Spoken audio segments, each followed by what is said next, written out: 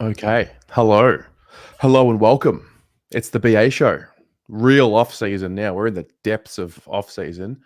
Monday, the 23rd of October. Got some friends to join in. Joe, Almost Blues Brothers, co-host. How are you, mate? What's going on?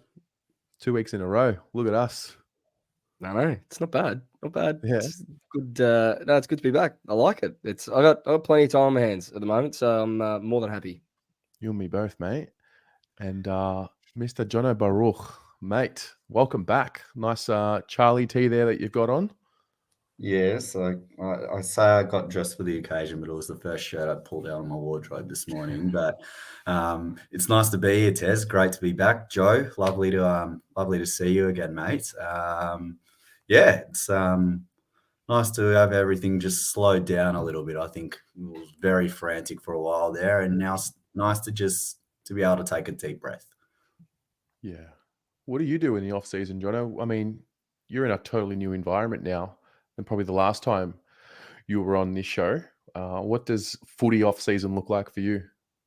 For me, I'm going straight into cricket. So Yeah. no real off season for me in that sense. The work keeps on churning through and we go from one season to the next season. So for me personally, I'm doing a lot of WBBL stuff now. Former Carlton AFLW player Courtney Webb made some runs today in the Renegades win. So had a look at that and be down at Junction Oval tomorrow. So get around the WBBL because that's a fantastic competition, and then for the summer cricket ahead. So that's what I'm doing, and obviously keeping tabs on a few different things that are bubbling along. Okay. I saw some clips out of WBBL. It looks like it's absolutely on fire this summer. If you haven't spring. seen, I know we're a Carlton show, but if you haven't seen the Grace Harris clip from yesterday, where unbelievable. She, it's a six and breaks a bat in the process. Just go. But the best part was that she knew that she had a cracked bat, still went for it and hit a six when the bat breaks. It's one of the best things you'll ever see. It's unbelievable. If you haven't seen it, go have a look. You won't be disappointed. It's great footage. It is. Can I get a sound check? How do I sound? No, you're good. You're good now. I think you're all right now. Okay, cool. It sounded a little bit muffled before, but yeah, I think you're all right. I hit a little button and I think I fixed it. Okay, good. Yes. All right. So that's that. So tonight there's a few things on the agenda, and I've also added something which might be a surprise to Jono. Joe, I'll let you know. So we'll talk about draft, talk about trade. Jack Silvagni appeared on Dill and Friends, and there's a really cool snippet that I want to play. There's actually two that I want to play just to keep us all updated. We'll take a look at next year's out of contract players. We'll look a little bit as well, I guess all three of us will look at where each of us is sitting when it comes to preseason for the boys next year. And then we're going to end on a footy grid. I haven't done it yet, but I know that Blake Acres is a feature of the footy grid. So we'll get into it. John, are you a footy grid guy? You a Gridley footy grid guy? A shout out to my mate Dean if he's somehow found this and watching, but we have a competition every day with the two of them. Whoever gets the lowest score wins. I have become irrationally obsessed. It's so good. It's just it's friendly banter. It's real like test of your nuff, and it's fantastic. Yeah. All right. Look, let's just recap what's happened over the last week. We'll start with the trade period. So I don't want to spend too much time because it's done, but just to give us all a picture, Dow, Fisher, pick 17, a future third, and a future fourth go out, and then in comes Elijah Hollands, pick 22, pick 28, future fourth from Gold Coast, future fourth from Fremantle, and a future fourth from the Doggies, which really, I'll let you guys maybe give me your thoughts. Like, how did you assess trade period as a whole? Yeah, I thought it was solid. I think if you look at, like, this is why it's good to wait till the end of trade period to start assessing deals, which is what I think I've been sucked into in the past, is like you overreact to Sard for like pick 8. You're like, why? But then you look at the whole trade period and it's like, oh, we actually did really well. And I think, there was some conjecture around the value we got for Fisher and Dow initially, but if you look at what we got in versus what went out as a whole, I think it's solid. I think it's like if we're doing like a school grading system, it's like a solid B+. Solid B+. So, and for where we're at, you're not expecting. I mean, look, it'd always be great to land a star player, but considering the contracts that we signed this year and our cores all together, and we know where we're going for the future, I feel like a B+ is probably a very good pass mark for us at this point in the offseason. Jono?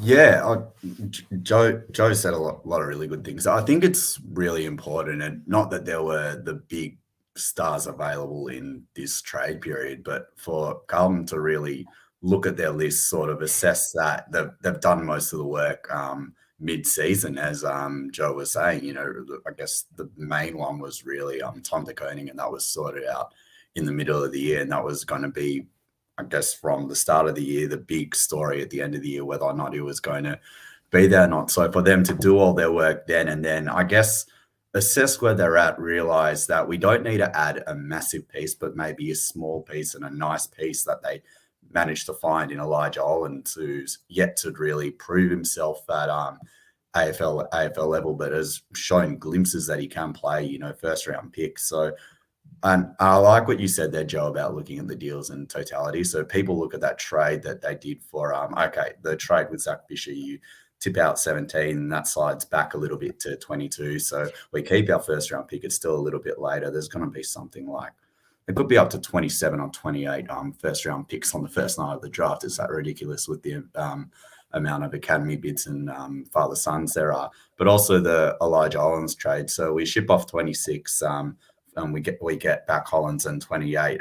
That pick 28 will come into about 26 anyway, because all the Gold Coast picks will get absorbed when they're matching the bids for their academy guys. So for the deals that they did, I thought it was really nicely done by Nick Austin and Mick Agresta and the Blues list management team there. And again, it's a list that's just, it was prime before, especially in doing what they did in the season and getting to a prelim final. And they just added a nice piece. And from everything, it sounds like they're heading to the draft and they're looking to try get up the draft order.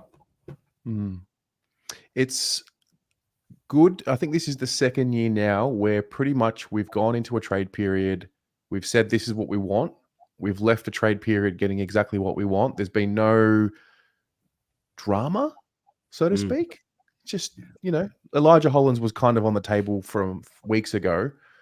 We said we needed to, maybe that probably didn't say it publicly, but I think there was a well-known knowledge that we needed to figure out our points for next year with the Campriali twins and the father-son bids, and good business done. Like, no, there was no stress. Exactly right. And you can look at it in some of the clubs that are having really active trade periods, and this has been a case for Carlton years go past, when you're signing all these players and you're after all these players and they're big names, and it could emulate signs of like, oh, you know, they're panicking, or they don't really have an idea of where they're at. They're chasing everyone. They're bringing in 4 or 5 different players at once. Whereas you go into this one, and articulated it very well there, Tez. You come into a trade period knowing exactly what you want and what you're going to get, and you leave the trade period having done that. It ticks all around, and it's another sign of a stable club, a club that knows where they're at and where they're heading and how to keep building around, but also, as you said, having that eye to the future with the Camprialis coming in and the plan to take a few picks in the draft and just keep topping up the list in that area. Do you guys have any views on the trade period and how it can be expanded, minimized, improved? I know some people float the mid-season trade period or just keep it open until a certain point in the season. Do you guys have any views? I think they should just keep it open until midpoint in the season. So as soon as off-season starts, open it then, let it run from October, like the day after grand final, up until round 13 the next year, and then close it up. Similar to what they do in America, right? They've got trade deadlines and there's things that happen along the way. I feel like the sport needs to evolve a little bit, which is actually on point, Tez, because I think we've got a little video on this coming up in a couple of days. But the sport as a whole needs to evolve a bit, and there's nothing wrong with taking ideas from international codes and codes overseas and other codes outside of our bubble, because it's very easy to get sucked into this idea that we've got a perfect sport when we clearly don't.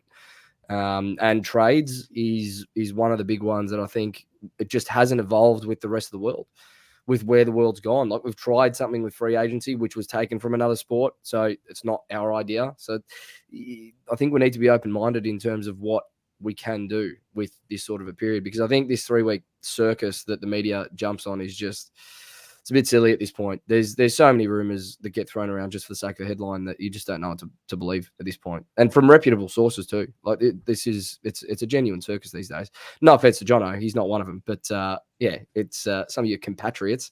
They tend to get a little bit carried away. Yeah, well, Jono, you've really seen a different side of it now. I feel like even from the last time we spoke, I think you've been exposed to so much more. So what's your takeaways from what you've learned? Well, after this year, I'm saying shorten it, because it goes on for far too long. There's a bit of a flurry in the beginning, and then there's a bit of a flurry at the start of deadline day, and then everyone can probably see it's manufactured a little bit to have an exciting conclusion when the deadline comes around, which has been the case for donkey's years. But no, I think I agree with what you're saying, Joe, in that there is an element of you need to evolve the game a little bit. You know, NRL does this. I think November 1 is the start of their signing day, and that runs until a period in the middle of the season where you have guys literally changing clubs mid-season. You have guys signing contracts for the end of their current deal to go and play at a different club in future seasons. So, for example, you could be playing at one club in 2023 and your deal for that club's expiring in 2024, but from 2025 you're going to go play at a different club, and that deal can be done then and there. So I still don't think as a sport and as a code we're mature enough for that, or we're mature enough for, and I know I say this with the full knowledge that mid-season trading is coming in, and whether or not it's season 2024 or 2025, I still don't think we're ready for that as a footy fandom and as a industry to sort of accept the fact that you could be playing for Carlton one week and North Melbourne the next because you're being traded. I don't know how fans are going to cop that. So from my point of view, I think there's certainly ways that we can sharpen up the trade period and make it a bit more punchy. I love to see more scope and more avenues for players to change clubs and get more opportunities, because I guess that's kind of what, when you really boil it down, that's what this trade period was all about. Was all about those mid-tier to good enough players who are just looking for more opportunity. So if we can get more of that, that's going to benefit the playing contingent tenfold. But I think we still have a bit to go as a industry in being more mature about just letting, as Joe said, just having an open slather and going from the day after the grand final up until round 13.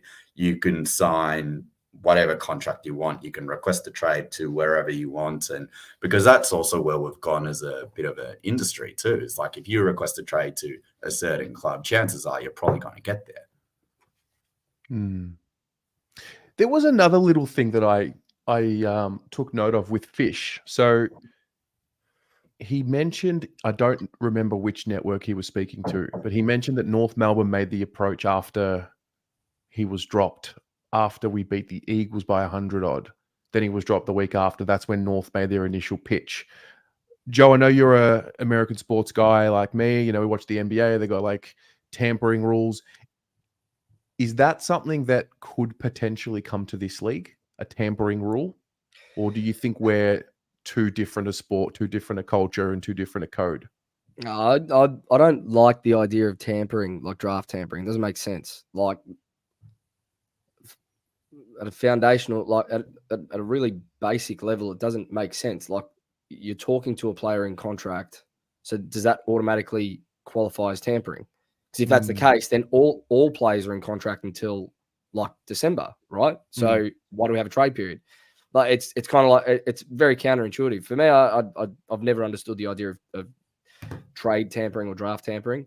I just think there's an increasing amount of rules and regulations on player movement, not just in the AFL, but across many sports. And I'd love to see more of an open slather, to be honest, whether it be clubs wanting to move on players. Like, there's been some comments around, I would have hated for Fish to get traded mid-season, or what happens if, considering where we were traveling at round 13 this year, what happens if we blow the club up? Well, if that's the case, like, that's on the clubs. That's the club's onus to take responsibility for those decisions. But at the same time, what if a club's in a position where they're kind of teetering on a win now versus rebuild, and they can sell a few assets and get a real superstar player in round 13 and make a run to the flag? Like, it really makes it a lot more interesting for me, and it is what you see overseas. I got no problem with clubs talking to players that are in contract, especially if they're being dropped. Like, whatever, we weren't giving Fish a game. Go get what you need to get. At the same time, though, players, and this is where I agree with Jono, I think the maturity of the players in this league needs to also step up, where they need to become a bit more comfortable with clubs maybe saying, well, you know what, we actually don't need you, so we're going to sell you, and we're going to sell you to whoever we can, because we've got to get this off our books. And I think that's where the gap is at the moment in maturity for the AFL. Yeah, I think now it's a really interesting situation with Melbourne, not Carlton, but Melbourne Football Club, that they're interesting for a lot of different reasons now. But with Harrison Petty in particular, he was pursued hard by the Adelaide Crows. He was then later on the record saying that he would have entertained the idea of going home. And so I'm thinking now, if you're Melbourne, Harrison Petty's never going to be valued higher than what he was in this trade period just gone. Melbourne could have had the opportunity to sell him at a really high price, a price that the Adelaide Crows were willing to pay. So it's really interesting.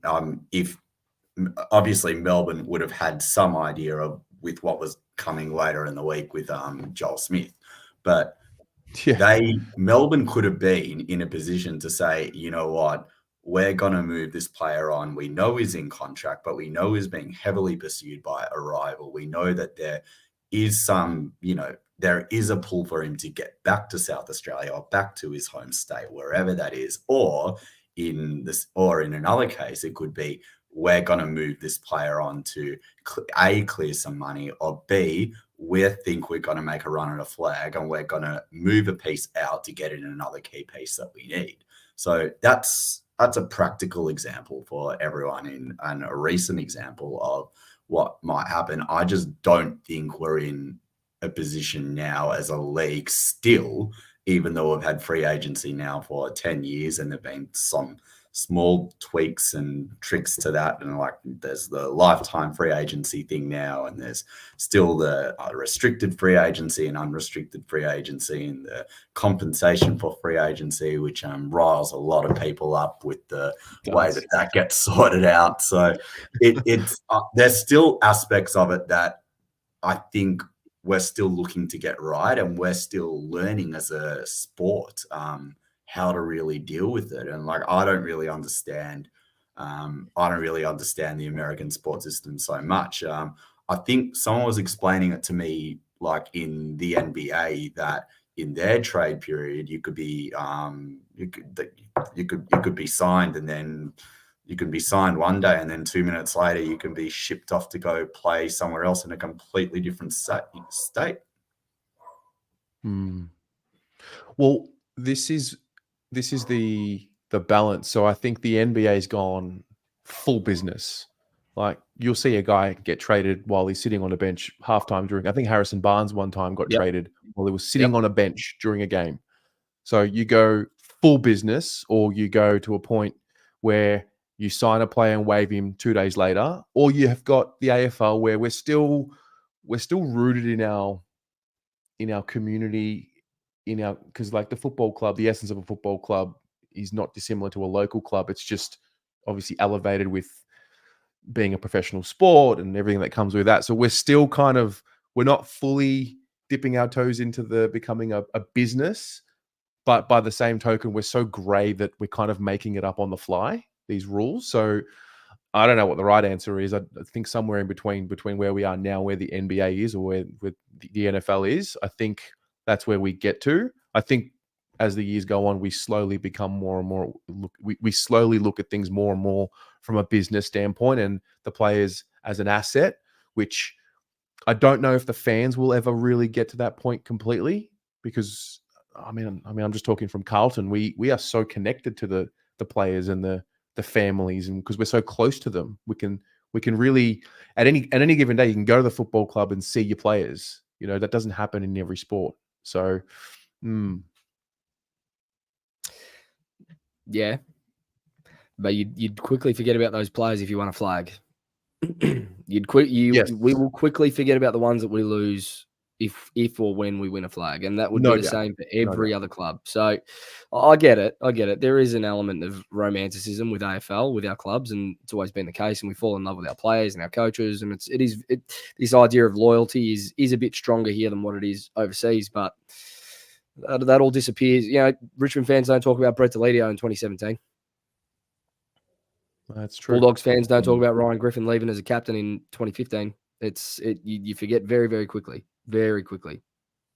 Winning cures all, doesn't it? Does. Absolutely. Yeah.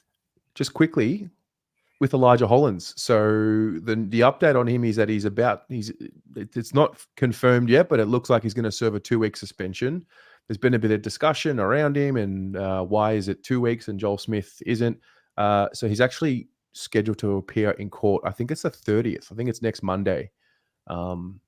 I'm not 100% sure how this falls. I believe it's got something to do with the way in which it happened. It fell under Queensland jurisdiction. It didn't happen as a game day test or whatever the case may be with Joel Smith. But long story short, Elijah's going to serve a 2-week suspension, it looks like, at this stage. Did that change your opinion of the deal for the two of you? No. The club would have done their due diligence. They would have known what was coming. They would have made an assessment on what the outcome would be prior to dealing. You got to back the club in there to make sure, not to make sure, but you got to back the club in that they have made sure that all is good considering the circumstance. So I think no issue.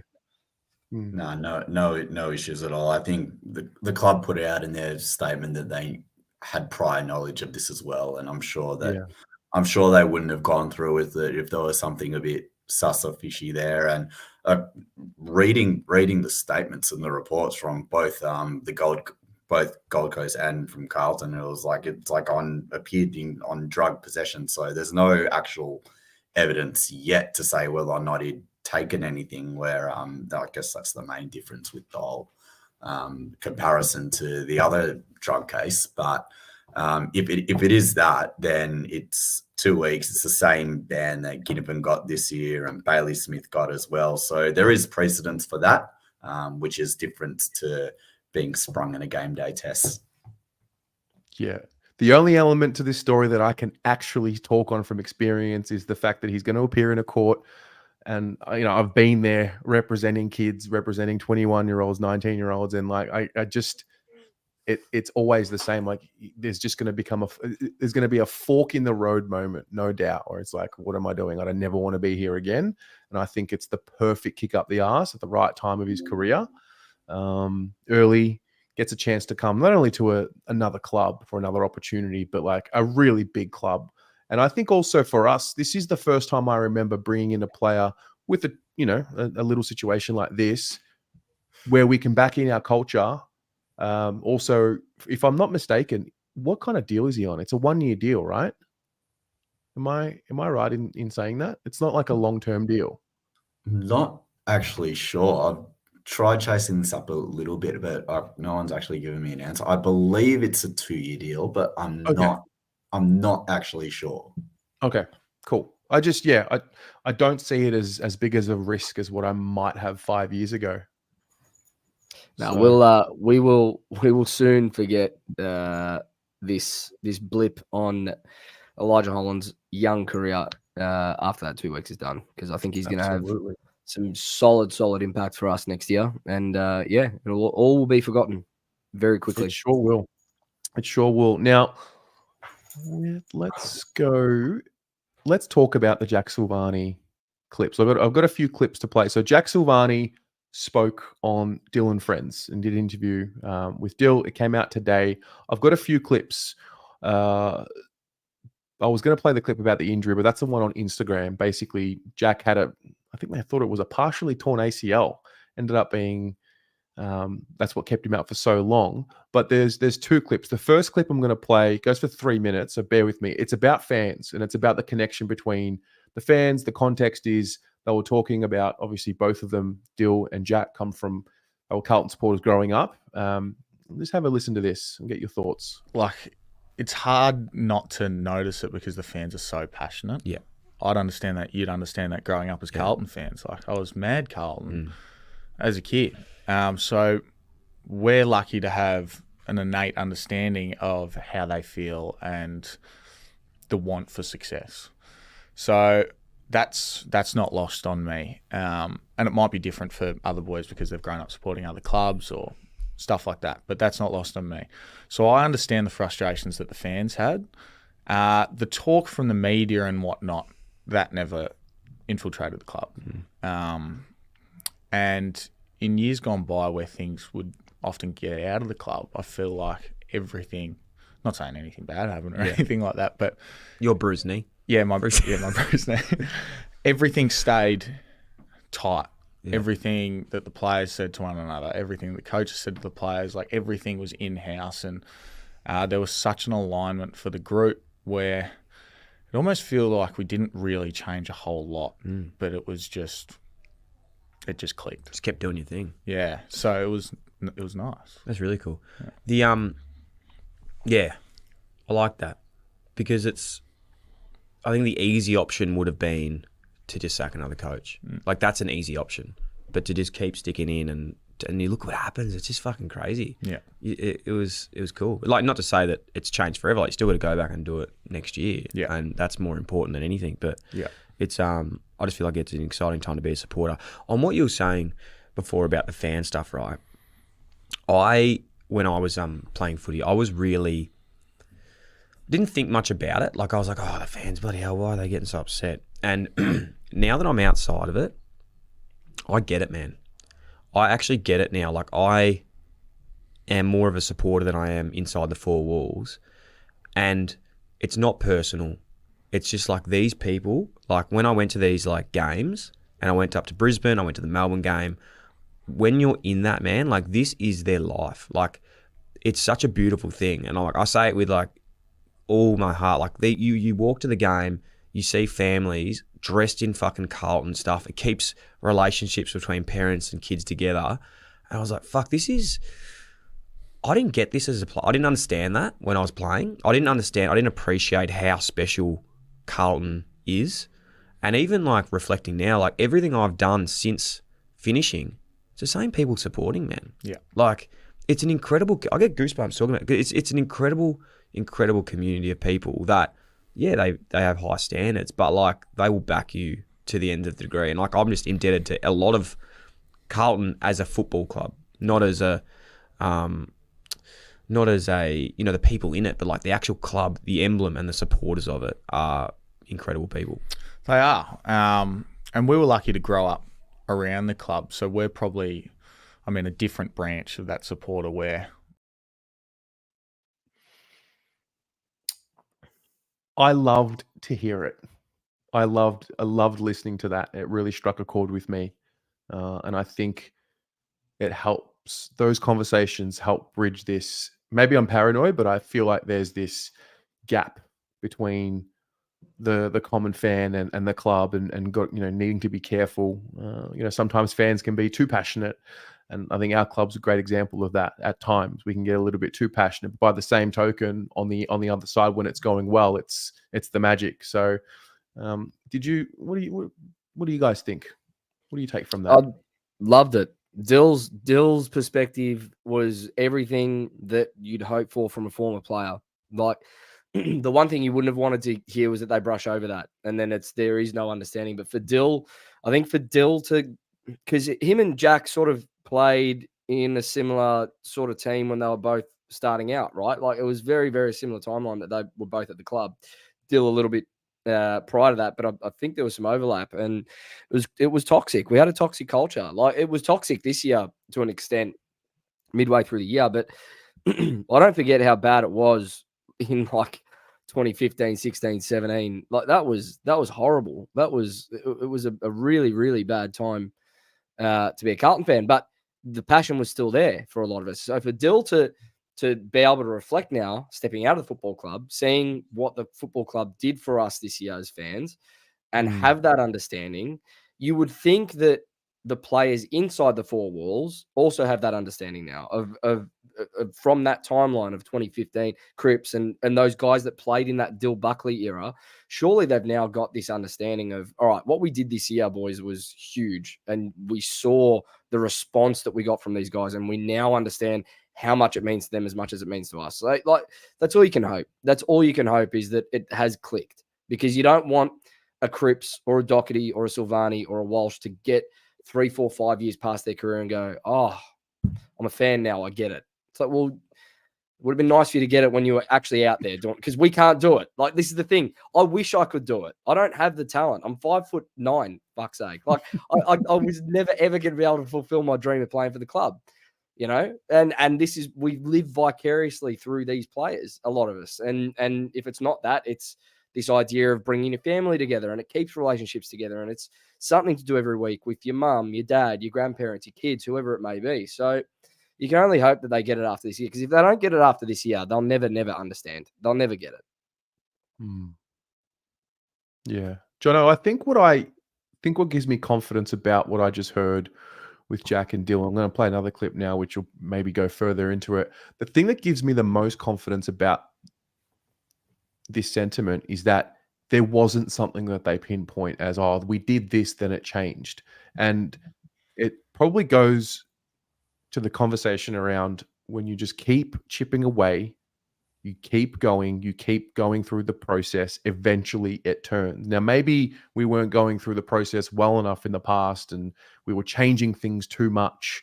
But I take confidence that every time any of them get asked about what happened, they pretty much say, well, we were doing the same behaviors over and over again. And we just, I guess you kind of just got to wait till you get rewarded.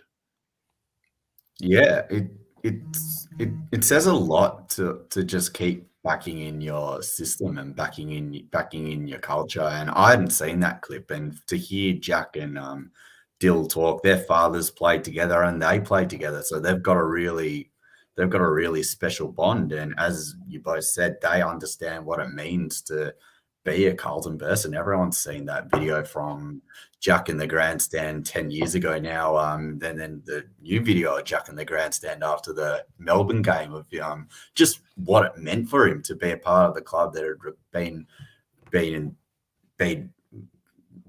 on the playing list when they'd gone and done that. So as you said, like Joe's spoken it brilliantly. You can only hope that the players that have been there through the hard years and have come out the other side now, and even those that are coming into the club now, you know, Ollie Hollands and Lockie Cowan grew up Carlton supporters. Elijah Hollands is coming into a club now which has been through the ringer and starting to come out the other side.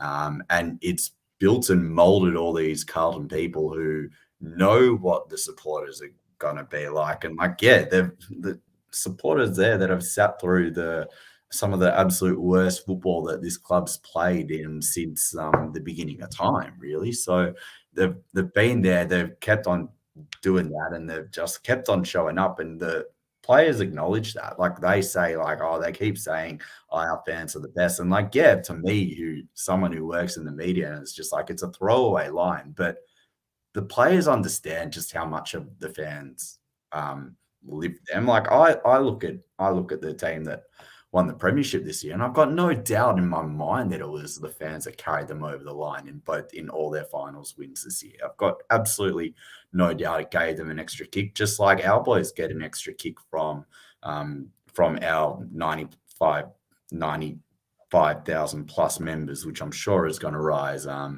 in the year to come. So to hear them say it, and like particularly those two, and you hear even Cripps speak and Doherty speak, and the older guys that have been around the club for a long, long time and know what it means to be a Carlton person per se. Like, these two boys who just you've spoken about have lived it, and the other guys become Carlton people. And it's a really special thing for them to be able to connect with the common folk. And you listen to stories like that. You listen to different stories like Bryce Gibbs drove over from Adelaide for that. I think it was the Melbourne final.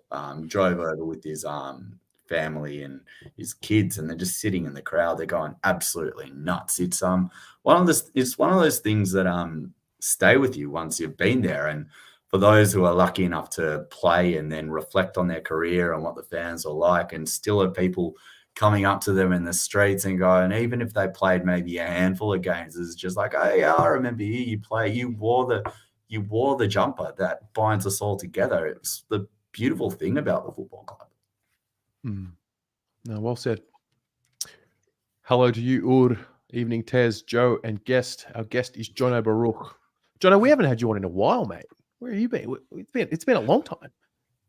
It has. It's been a while. It's good to be back. It's nice to nice to have a break. Nice to come back. Yeah.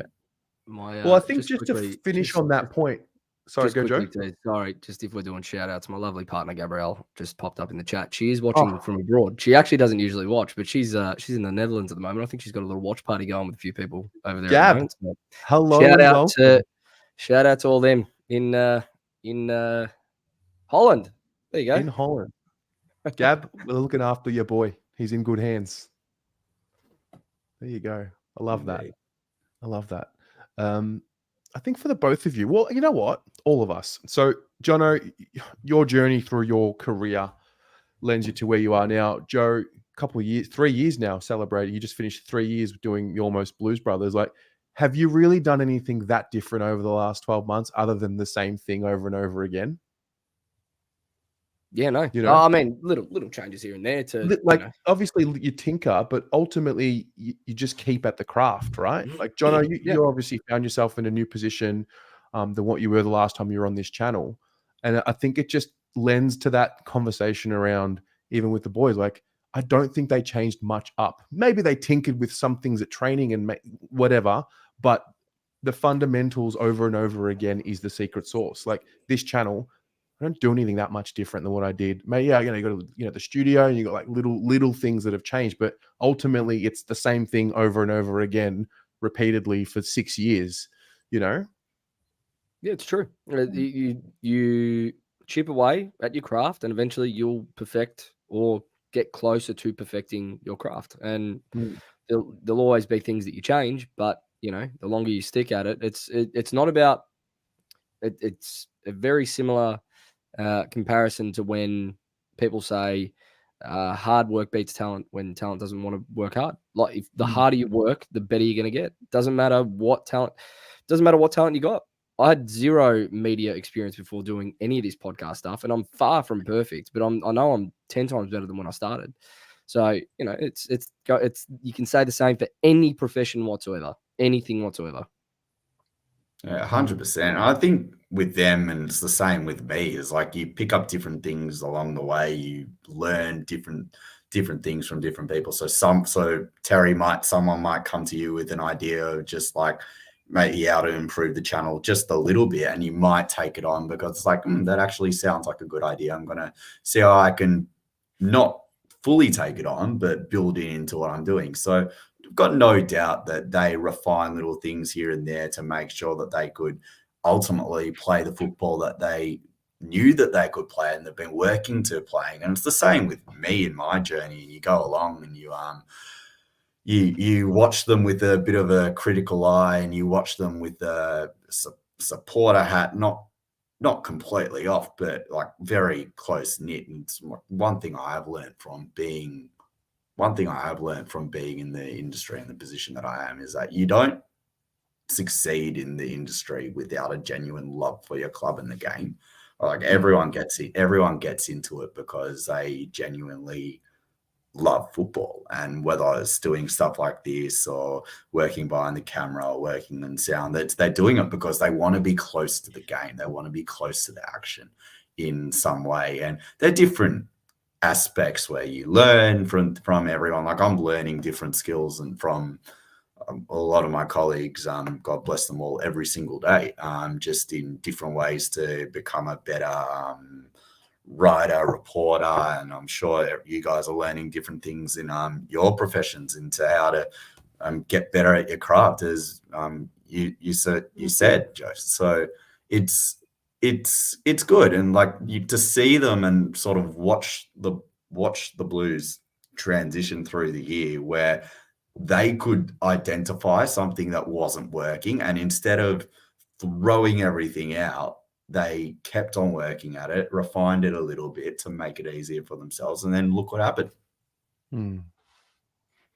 Well, let me play this clip. This is only a 90-second clip. It's about the teams that are working hard, and it kind of reflects on where we were and where we are. It was bizarre. It was the middle of the year was a really strange period because we probably limped over the line in some games early too, where we weren't playing our best footy, but we got lucky, and I think that's similar to sort of how we were last year, where we had games against Hawthorn and Port where we gave up sort of 8, 9, 10 goal leads, and they were within a kick in the last minute of the game. So I think that's something we'll address this year. But the way we were able to sort of pull it together and get back, like it's such a cliche, but get back to basics and not sort of overdo it. Sometimes in those situations, you can try too hard, and the more you try, the more you just fuck it up. I have this chat with everyone all the time about, like, I'm telling you now, no one's training harder than North Melbourne at the moment. No. Like, everyone in the industry knows that North Melbourne are training harder than what Collingwood are. Yep. But like, nearly the better you are, the easier it is. And don't get me wrong, you have to put in that work to get to that stage. Like, they're a young club, they're learning fundamentals, all those things. But all those times when Carlton were terrible, you know how fucking hard that was? Because you have to work so much, and you're nearly trying too hard. You're forcing it, but you have to leave no stone unturned. Yeah, I just remember that, like, some of the sessions we had. Were you in Hobart with us when Bolts took us down there? I think I was delisted by then. Okay, sorry. Yeah. I just remember it was like Your dad delisted me. Yes. That's a cracker. Sorry to give you nightmares, Tez, but I just got a Tiggy. We tried over hard. Flashback coming back. Yes. Well, I was about to say that. I remember making fun of that. And that as I listened to that clip there, I'm like, okay, that actually gave me an instant perspective on maybe not so much 2016, but like once we got to 18 and 19, I mean, a lot of the rhetoric on the channel and amongst supporters was, are they working hard enough? Do they care? Do they care enough? Like, they do. Unfortunately, we are just in a position where we're out of control and we're out of knowledge on exactly what they're doing. And I guess when we strip the list back the way we did, we're so far behind the top team, especially when it comes to experience and the youth that we had, and maybe the culture had some issues as well. So when you factor all of those in, it makes a little bit more sense. And that's why, like, by the way, got to go watch the entire interview after this. Those of you watching at home, it just gave me an instant perspective. Yeah, it's true. The idea that the worst club has to work harder than the best club makes 100% sense. How else are you going to get there if you don't? Yeah. Why do you think they're the first clubs to come back for preseason? Yeah, because they've got the biggest ground to make up on the rest of the competition. Absolutely. All of a sudden, the calls for patience made sense.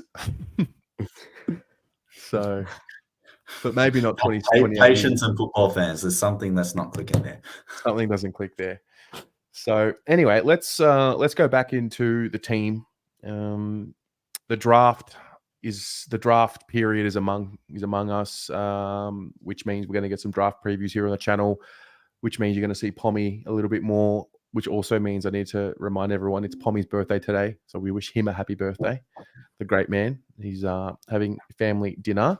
I don't want to go deep into players that unless you know players that you want to draft or anything like that. But I think where I want to start this conversation now is, having looked at our list, what are the positions on the field that you think we need to start thinking about for maybe not next year, but the year after, but by drafting this year? Probably need another key defender is what I'd be looking at. I feel pretty light on there once you get past Weeders, really, as like a one-on-one, like true one-on-one.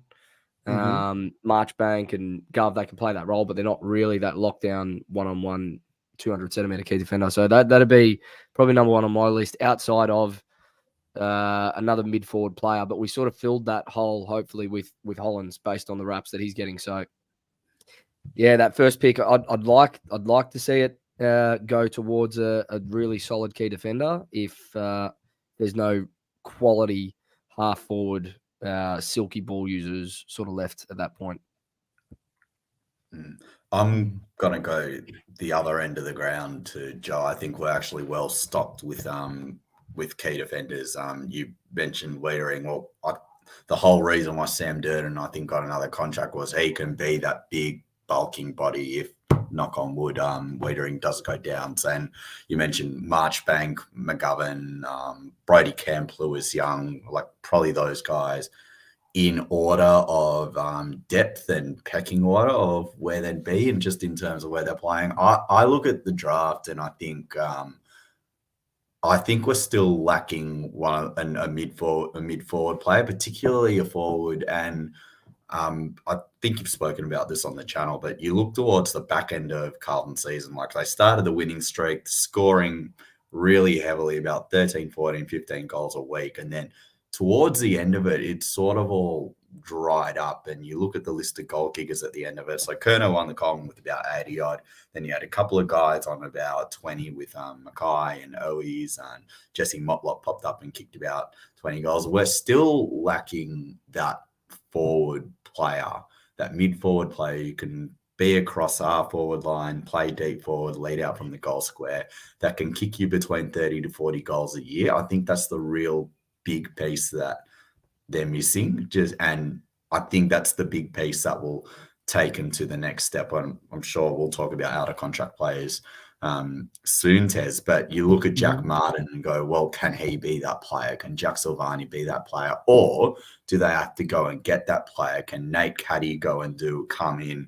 Can they trade up to get a Nate Caddy and do what and do necessarily something like what Ginnivan did in his second year at Collingwood, or his first year, like properly playing? Or there's a guy that Pommy likes from WA, Carlton Dolstrup, I think is his name.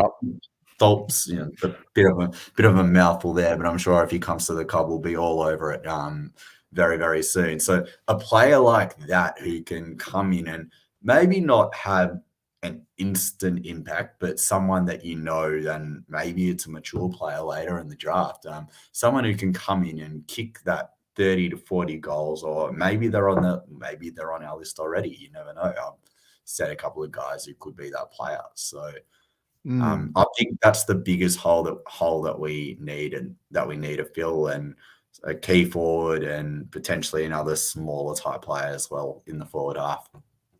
I'm going to bring up the out-of-contract players, and it's going to serve two purposes. So the first purpose it's going to serve, when I look at this list, right, and this is no disrespect to these guys, these are the guys that are out of contract next year, and the years of service would be as it was next year. That's a really healthy list of non-marquee players, like what we have had in the past, where we had Harry and Cripps a couple of years ago, for example. I think a midfielder, because on our list right now, I look at what we have. Like Jack Carroll's about to elevate to that next level. Like he's done his apprenticeship, so to speak. We got him really early. So I was thinking maybe a midfield piece that's not ready straight away, but can develop into that, unless the midfielders, you look at it a little bit differently, where they can probably play straight away. But I look at this list, and I do agree on the forward for sure. The optimist in me says, all right, well, Jack Martin, if he's fit and healthy, he's there. It's all good. Like, we've got him. Cunningham, we've got him. I still think we need another option there in the event that something happens. Like, touch wood, obviously you would never wish it to happen, but let's be honest, it's footy. It's a brutal sport.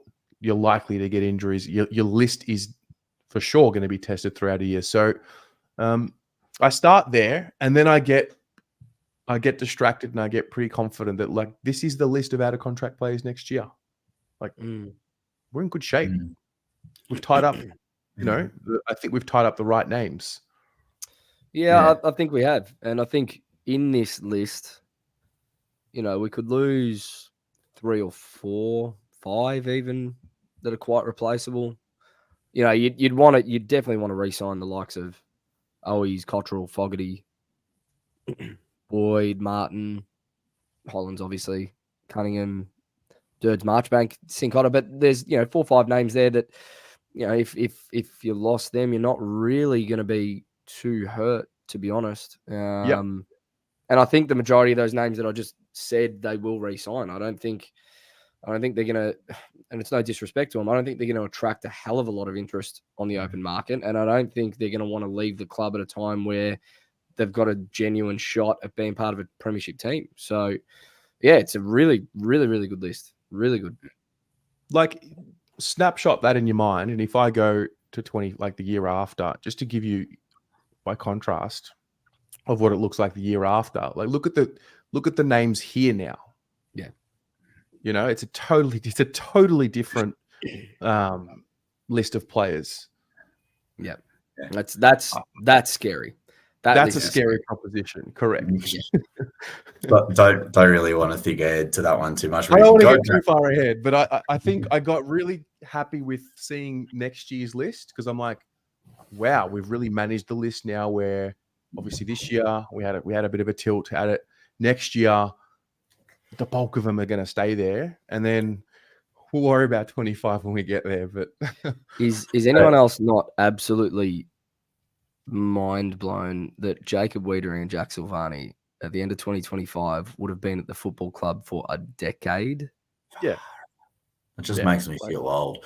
But I think the most it just makes you feel old. They've been there for 10 years. That's crazy. Yeah. That is crazy. Yeah. But I think Des, just bring it back. Sorry for distracting about the age. It makes you really excited for, and particularly for that list. Like the name that jumps off the page in the previous for 2024 is Jack Martin.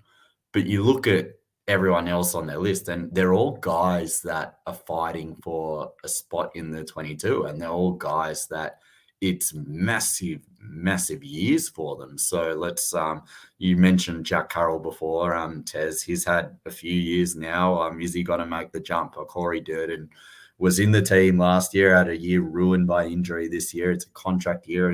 He wants his spot back. So whether or not he can get it, or is going to go get opportunities. But it sounds like everything, like, the likes of Fogarty, Marchbank, Cunners, these guys have really resurrected their careers and built into earning their contracts after they were, I guess, probably morals to be delisted, and now they've got a contract for another year. They want to earn their spot on the list in 2025 and so forth. Ditto Chincotta and the likes of Jordan Boyd as well. So there's a lot of excitement on that list and a lot of opportunity. And as you said, you forecast forward to 2025 and dealing with all those massive names that will be out of contract at the end of the year. It's very simple, boys. It's like, if you want to make our job really easy for us, then if you want to make our job a lot harder for us, then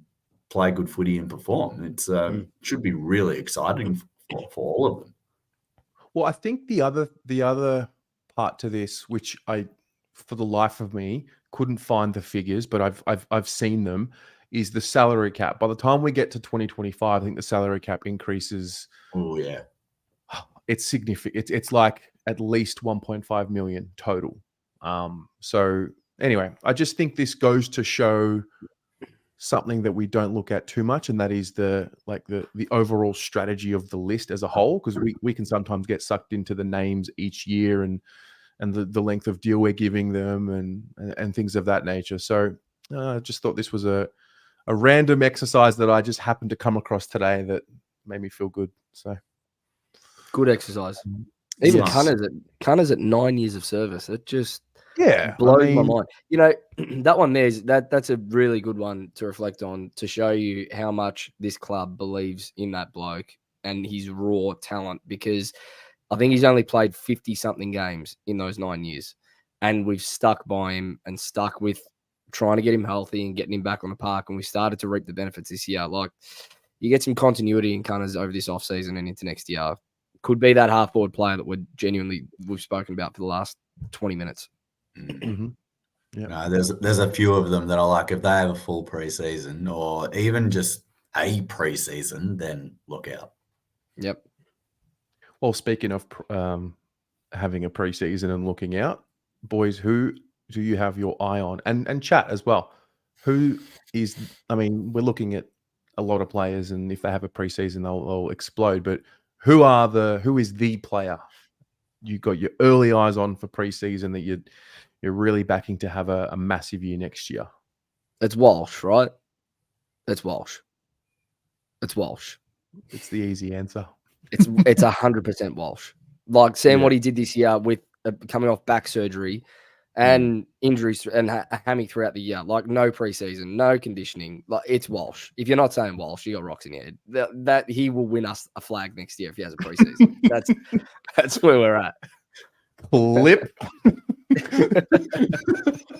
Lid's already gone, by the way. It's gone. Forget about keeping the lid on for 2024. That was gone a long time ago. Yeah, no, my eyes on Jackson Binns. I love what the club did with him this year. Just let him cook a bit in the twos. Won the best and fairest there. And I can definitely see a situation where Ollie Hollands and Blake Acres will, knock on wood, they don't get injured, start the year as the two starting wingers. But I can definitely see it at some point of the year when Binns forces himself back in. He'll be on one wing, Hollands will be on the other. Acres might run through the middle a little bit more, and you honestly never know, and just use his running power and continue to be that extra option. And just I'm excited for what Jackson Binns can do. Yeah.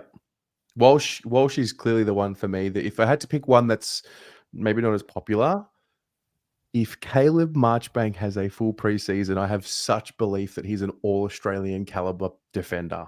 Like, call me wild and crazy. I have that much belief in his ability. If he can do what Charlie did a few years ago, sort of finish the season, then had a full preseason, and then played every game. If we get that from Caleb Marchbank, I think his attributes lend to us so well. Considering he missed the preseason again this year and how much footy he's missed over the last 3-4 years combined, he was one of our best on in that prelim. Like, yeah. Don't forget that. You're right. Give him continuity, and he's another one that will probably step up into the higher sort of echelon on our best 22 every week, like a Nick Newman. Like, might come out of nowhere, Yep. be that top 3-4 every week that you look at that you can just rely on. So yeah, you're not wrong there, Tez. Mm-hmm. Mm-hmm. All right. Now I'm going to move on to a little bit of a grid game here. Are you guys down for a bit of grid? Let's do it. I've already done it today. Let's do it. I've got a decent score, so I won't contribute unless we need to. You didn't have to tell us that, Joe. You could have just pretended like you didn't play. You could have just I'll give the people give them a chance. You're too honest, mate. You're too honest. It's the Gridley. Okay, so it's the Gridley. Bit of a Carlton theme to it. I haven't done it yet. But let's start with a player that kicked 2 or more goals in a final that played at least one game for Carlton. I don't remember 2011 or 13. Oh, Digan. I went to Cottrell this year. That's where my head went. Cotter's not a bad one. Not bad. Brett Thornton played forward in 2011, didn't he?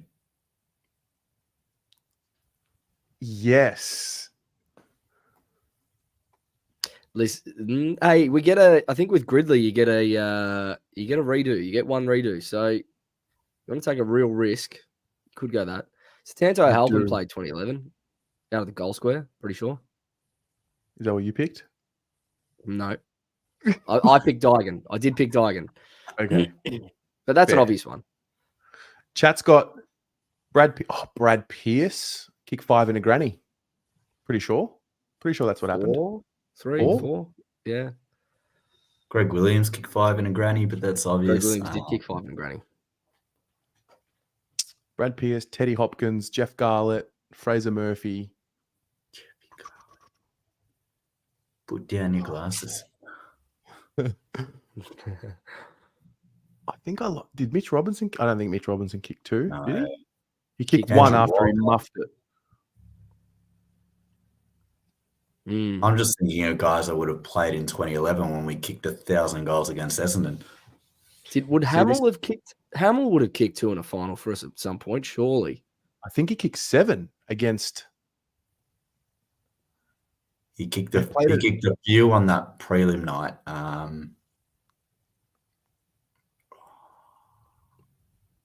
Maybe you leave Hamill for the St Kilda one. That's not bad. Hey, listen. Josh Cleves has got the stats to back it up. Mitch Robinson kicked 2 goals in the game. Against Richmond. Mm.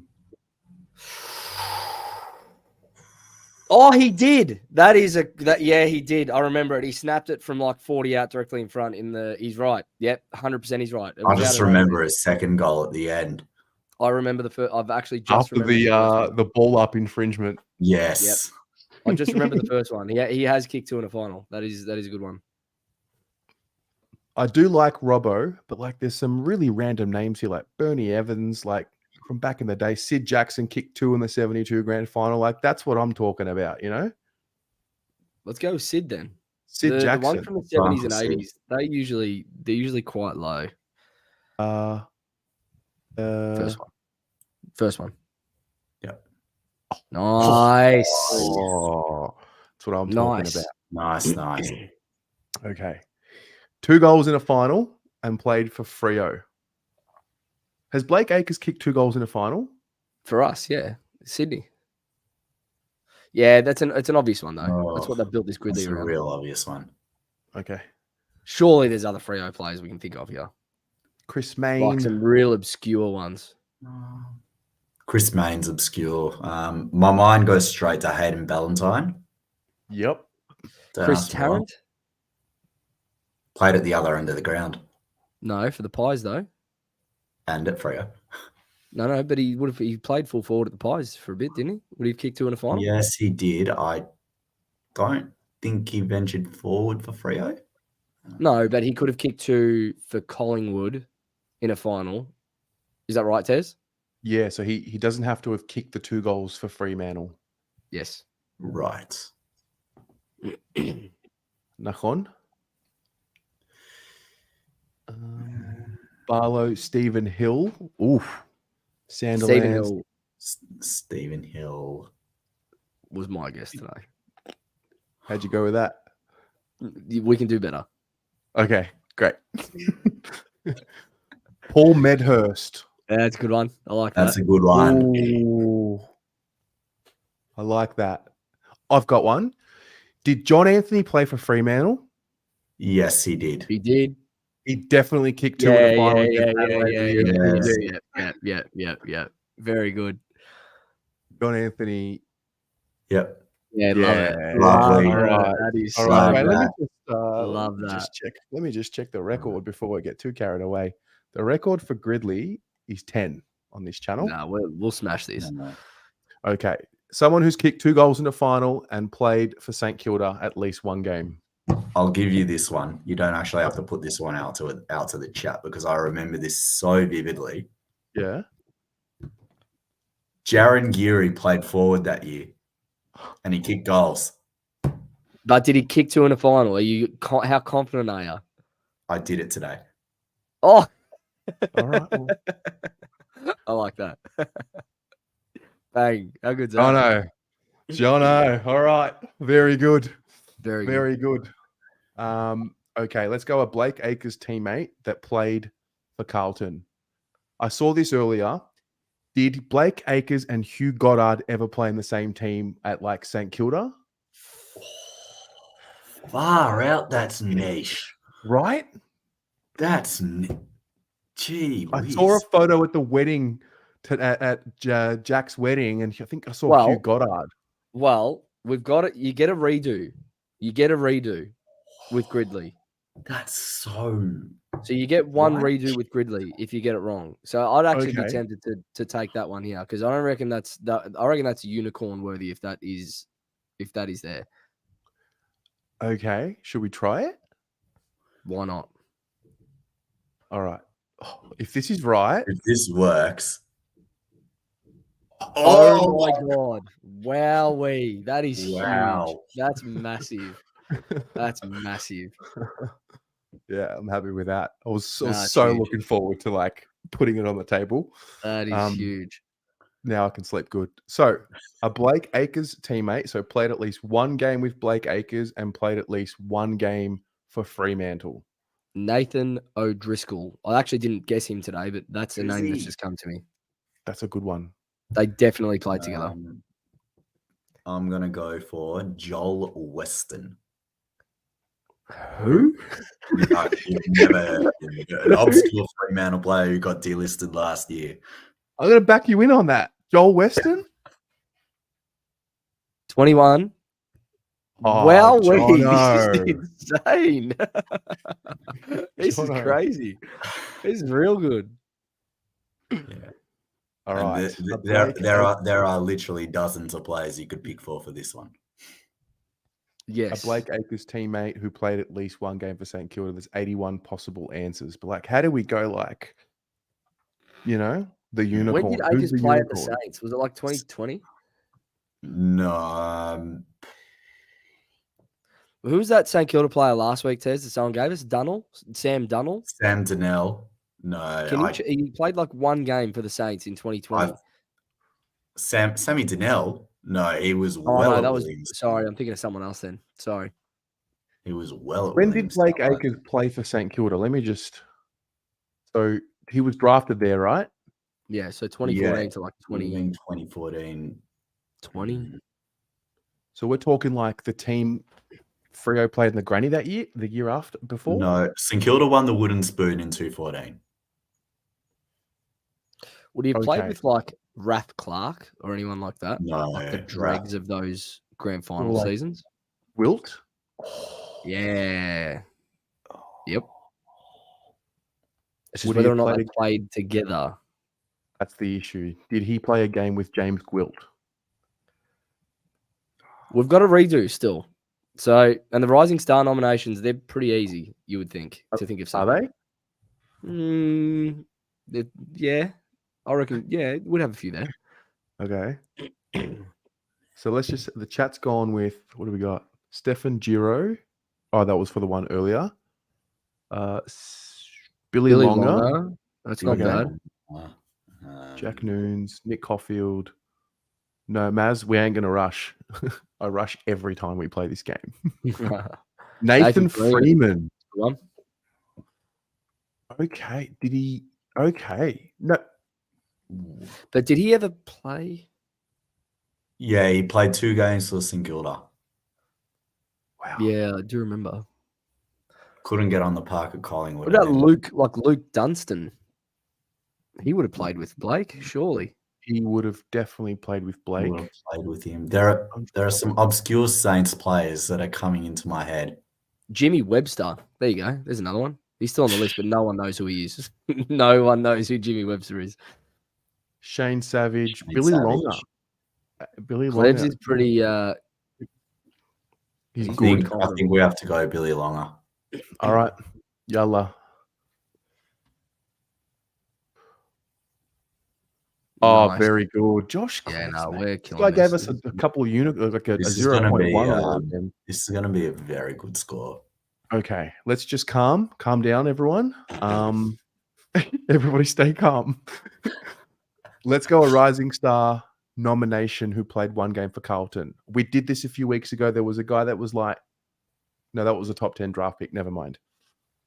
Did Cam Polson get a little Rising Star nomination? I'd be very surprised if Cam Polson got a Rising Star nomination.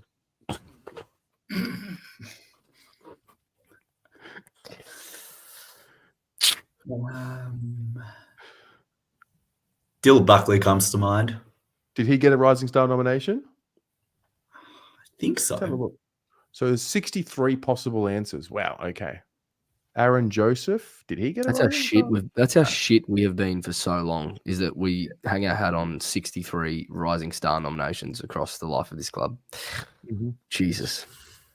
So 63 possible answers. So like what chat's got like Jeff Reece Garlett, Palmer. That's a good one. Reece Palmer. Palmer. Reece Carl, Palmer. Carl Norman. This is where I think we can get some help from like, you know, the yesteryear. Yes. Carl Norman's all right. If he Norman was, is a decent shout. if he did get a Rising Star nom. Did Dill Buckley get a rising star? No, he's a popular name. No, though. Dill Buckley definitely did. Okay. Walker probably for his debut. Andrew Walker on his. Yep. Be stiff if you got a Brownlow vote and nearly take Mark of the Year and then not get the Rising Star for your debut. Mm-hmm. I What mean, about like Aaron Jared? Joseph. What about like Jared Keisha? Did he ever get one? He had that real purple patch where he was laying like 12 tackles a week in his first year. I don't think he ever got a nomination. Keisha was in that period where we just didn't draft a good player. Well, we couldn't Yeah. draft it. Yeah, that was just. Yeah. Did Menzel ever get a nomination? Troy Menzel? Menzel Mm. did, yes. He probably did. Hmm. Troy Menzel might be the go. What's that? Troy Menzel might actually be the go. Ange Christou? Chris Yarran. No, Reece Yarran Palmer- never did. Yarran never Did he really? Never did. I'm fairly certain Chris Yarran never got a Rising Star nom. Jeez. Menzel or Buckley? As in like Trent Dill Buckley? Spawn. Trent Spawn? I'd be very surprised if he got one. Hello Ange to Trent Christou? if you're watching, but I'd be very surprised. Wait, what about like Kuda? Or Or like Nah, Nick he didn't play Stevens. much in What his about like first Nick year. Stevens? Kuda came in before the award. Adam Bentic. That's a good one. And Adam- That's a great one. I think he did get one. Adam Bentic. Adam Bentic. I think he had like a 40 possession game one time. Against the Pies. did. I remember it. Yeah. Yeah. Oh, he he- sucked. And he was young. Yeah. So Adam I don't mind that. I don't mind that. Oh, I don't mind it. I'm gonna go with it, and then we can Do it. undo. Oh, elite. Hey, chat is on Elite. fire tonight. Chat's Go genuinely on chat. fire, yeah. Who gave that? Who said that? Stephen Kimonidis. Greek man. See the Greeks, mate. You know. Freo. Okay, a Alright. Rising Star nomination and a Daniel- person Daniel that played Pierce. Daniel Pierce is the obvious one. He won it Yeah. though. Yeah. Morabito. Morabito may have. Yeah. Jeez, he Reece was Palmer. talented. How many options do we have? We have 64.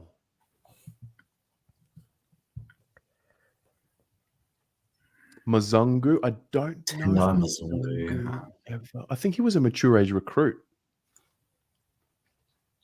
No, he played at the Giants. Oh no, sorry, you're right. He went to the Giants after. Yeah. Reece Palmer at Freo. Okay. No, But like- yeah, Reece Palmer won it, so that's an obvious one. Hazelby. Yeah. Paul Hazelby. That's a good one. There's a good one. SPS plays for West Coast, not Freo. Yep. Not anymore.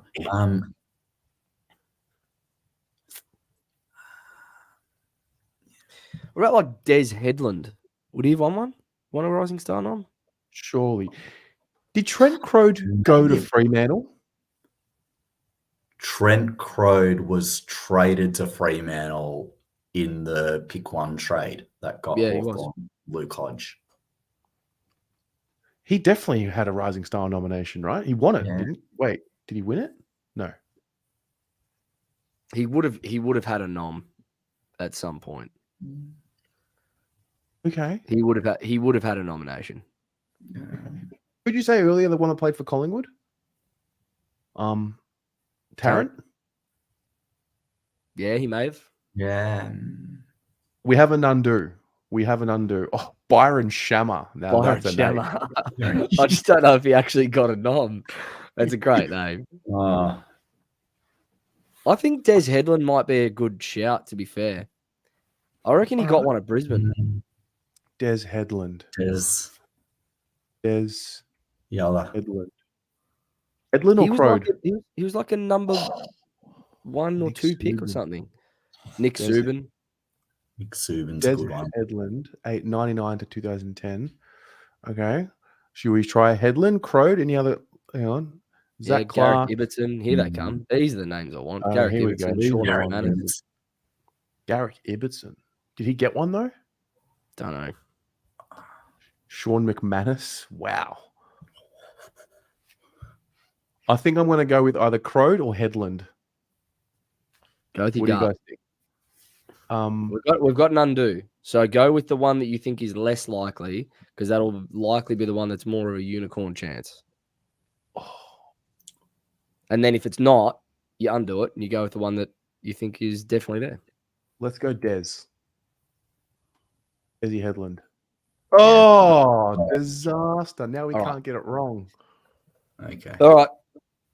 Back to the drawing board. Trent Crode. I'm we happy just with go with Crode. it? I'd be surprised if Crode didn't get a nomination, surely. Oh, Surely. wow. Now the pressure's on. If it's No. wrong, oh my God. Daniel Bandy. Stephen Do we back him in Tierney. again? He seems confident. He's very very confident. confident. He's given us a boys. Jess Sinclair. Just Lockie Sinclair Neal- played for Freo. Lockie Neal did not get a Rising Star nomination in his career. Back me in. All right, Stephen, which one are we backing you in with? Daniel Bandy or Jess Sinclair? Which one?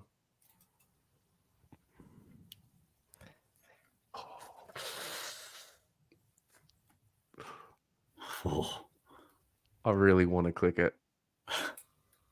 Bucket. either. Or Oh, amazing. All oh, Yes, that's so good. That is so good. yes. right. Wow. Oh, We'll never so be. All good. right, let's just, all right, a big calm down. Just to calm down. Now, a Rising Star nominee that played a game for St. Kilda. Well, someone said Raph Clark. I reckon that's the go. Raph Clark? Really wish we had an undo, hey. Fuck. Yeah. This is insane. Let's see what chat comes up with here.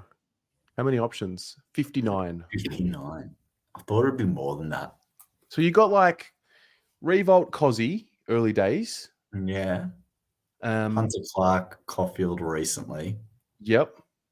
Higgins Jack at Richmond. Logan. Higgins at Higgins. Richmond, 1-1. Higgins at Richmond. That's what we're looking for. See, Raph Clark, Xavier Clark. Sam Gilbert, number 19, left footer. Clint Jones. Ooh. Jack Loney. Yeah, Loney, he did get one. Gresham, all these boys. Nah, I feel like we want one from early 2000s before they became good under Ross. Or a player that got traded to them that Reece got one. Stanley's not a bad Did Paddy one. Gow He get a Rising Star nomination? Yeah. But he hasn't played a game. Yeah, he did. hasn't played yet, though. Okay. Caden Beethan. Sandra McDonald with a name I've never, ever, ever in my life heard. Hayden? Wow. Raph Clark, 2005 Rising Star nominee. I feel like just go That's safe. But Yeah. you want to risk it for the biscuit. But You know? Beethan is just too tempting. That is Ali's- a name that you want on your Ali's footy just grid. sent me back to my childhood here with all the players on the Tarzos with in the chip packet. Hey, I know Sandra. I back Sandra. Um, Oh, all the players on the Tarzos. That's very good. That's very true. Luke Balls. Yeah. Yeah. Stevens backing in Beetham. Beetham's got all the elements of a Ethan's unicorn. getting. Listen, Honest. if we're not here to go for broke, like if we're just gonna go for the obvious, Rewalt or Clark or whatever, what are we doing here? What are we doing? What are we doing? I would rather shoot for the stars and land on the moon than not get there at all. Joe, you're right. Let's do it. I'm so But it's persuasive when it so comes to good, making like, when it comes to making bad decisions. I'm very persuasive with this sort of stuff. Just go beefing, whatever. So 'Cause if this just- gets up, it's going to be a unicorn. I'm telling you. Just for context, so we're saying Caden Beetham played 3 seasons, got a Rising Star nominee, and then was out of the league. Wouldn't have been the first. All right. Oh, man. Oh, Wow. That's wow. such Wow. a good name. Wow. Sandra, I'll be tweeting that out. was the MVP. I'll be tweeting that out. That's I think elite. That's Caden Beetham's the best of the night. Wow. What was his that is percentage? very good. What was the It was percentage of Beetham? 0.2. I just want to see wait, are we better than how many people? Doesn't say, does it? No, that's on the other one. It's the other one. That is the best That thing is, we've done.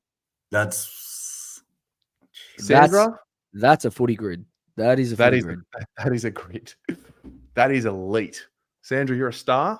Actually, everyone that contributed is a star. Yeah, good contribution from the chat. Too. Great. Peter Very V. good. Peter V. Bluebagger gave us the Sid Jackson 72. Wow. Oh, Nah, it's in the That's- famous that's words a- of Brendan Bolton, I love coaching.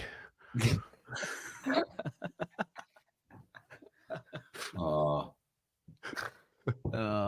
good areas tonight on the grid. Very good, that. boys. That was fun. Thank you for joining, both of you. That was heaps of fun. Awesome. Thank you Great. for having us tonight, Tez. It's always a worries. pleasure. No worries. Good to see you, bro. Yeah, Jono, good to have you back on the show, mate. What's the week look like for you? great to be back, Tez. Pretty quiet. Bit of cricket, just and I don't know. I'm kind of glad it's the off season now. It's a chance to decompress and focus on a few other things. So very much looking forward to it. But the countdown's on as well. Boys will be back in just under a month, so we'll come around quickly. It will come around quickly. Yeah. Off season I do love off season. I feel like the footy season distracts me from everything else. And then off season, it's like, all right, face your fears. Let's go. Let's get introspective and evolve, and then come back with something new start of next year. So, very good. Gents, have a great evening. Ladies and gentlemen at home, have a great evening. Thanks for joining. See you next week. See you throughout the week. Go Blues.